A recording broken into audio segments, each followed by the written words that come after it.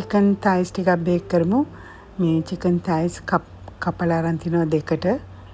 පස්සේ මම මේකට දානවා ලුණු, ගම්මිරිස් කුඩු, garlic powder, onion powder, කහ කුඩු, ලුණු, ඊට පස්සේ තව soya sauce.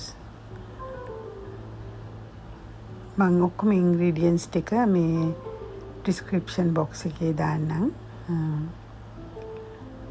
මේක හොඳට මේ අත ගාලා ටිකක් වෙලා තියන්න ඕනේ මේ marinate වෙන්න. ඒකට තමයි මේක හොඳට රසට එන්නේ. මේ කෑලි මිරිස් ටිකකුත් දා ගන්නවා. ඔයගොල්ලෝ මගේ recipes වලට කැමති නම් කරුණාකරලා මාව subscribe කරන්න. Thank you.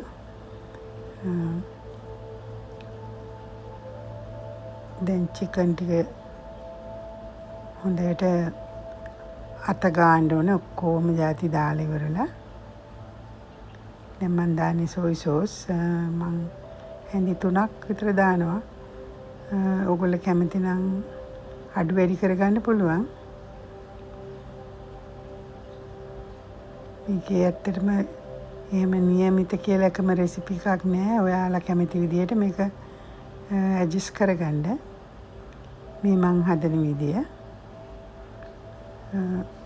ඊට පස්සේ මේක හොඳට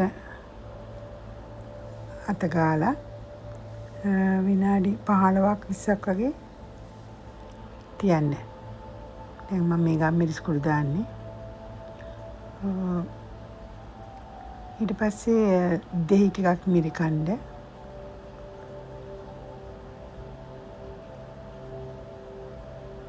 පස්සේ හොඳට මිශ්‍ර කරලා මේකට මේ ඔලිව් තෙල් ටිකකුත් වක් කරගන්න.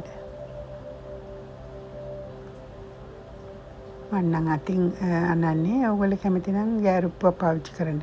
ඊට පස්සේ මේ බේකින් පෑන් එකට මම ෆොයිල් පේපර් එකක් එලනවා. එතකොට මට පෑන් එක හොදන්න ඕනේ නැහැ. ඔයගොල්ලෝ අකමැති නම් ෆොයිල් මේ පෑන් එකේ නිකන් දාලා හදන්න.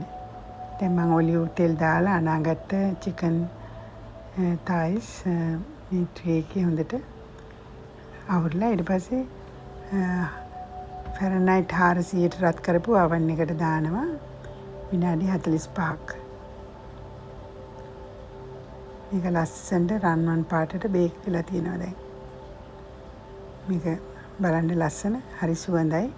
මේක රයිස් එක්ක හරි සලාඩ් එක හරි කන්න. Thank you.